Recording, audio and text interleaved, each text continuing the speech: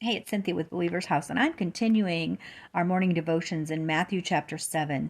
We're talking about yesterday, we talked about Matthew chapter 7, verses 1 and 2, and today I want to talk about verses 3 through 5. And so let me read those to you. And when you do look at the speck in your brother's eye, do not consider the plank, but you do not consider the plank in your own eye.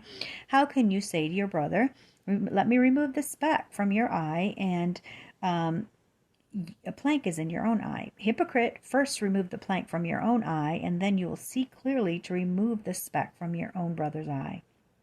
And so, obviously, this is just an analogy or a principle that Jesus is speaking about, because we don't have planks in our eyes. But when we look at someone else and it's like we don't have any self-awareness, which I was talking about a little bit yesterday, when we judge someone, we need to look at things and recognize we compare ourselves to Jesus, not to each other.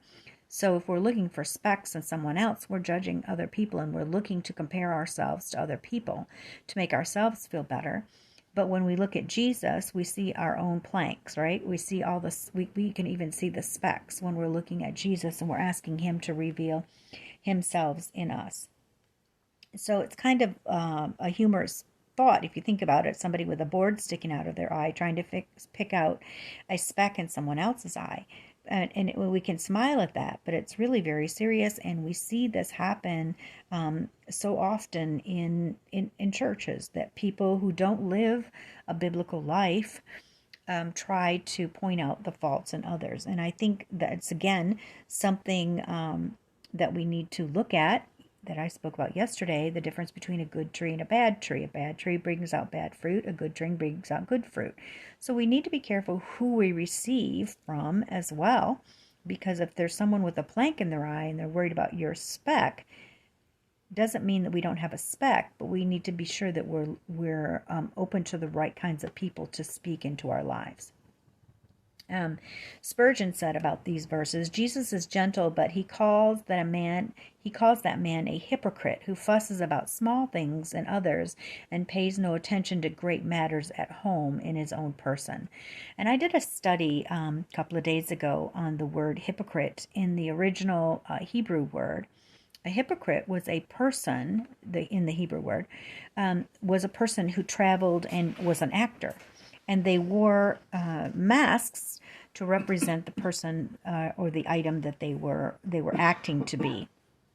And these masks were designed in such a way that the mouth was made in such a way that it helped the sound go out further, so that the actor could be heard in larger groups. And so they were a hypocrite. That's what their name was. And so it's such a good picture of what we look at people and we say, well, you're a hypocrite. You pretend on the outside to be something that you're not on the inside. And it's a person who's wearing a mask, someone who's playing a script. It's not truth. They're not playing life. They're playing some sort of script that they think is going to make them look better or be better. So hypocrisy is usually more evident to other people than it is to ourselves, because we're not spending time before the Lord, asking him, the mirror of him, to show us who we are. Self-awareness comes from looking into the face of Jesus. It comes from getting into the Word. It comes from allowing the Lord to show us who we are. And so we have to deal with ourselves personally, and until my personal opinion is until we get to the place that we don't have any specks, do we really need to be looking around for boards or specks in anyone else's life? So those are just things to think about today, and think about the places in which you placed a mask on yourself, and you're speaking from some sort of script that really isn't who you are. And even if who you are has some issues, you know what?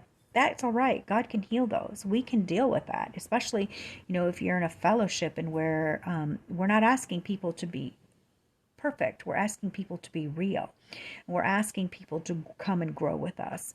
So I think that's an interesting thought.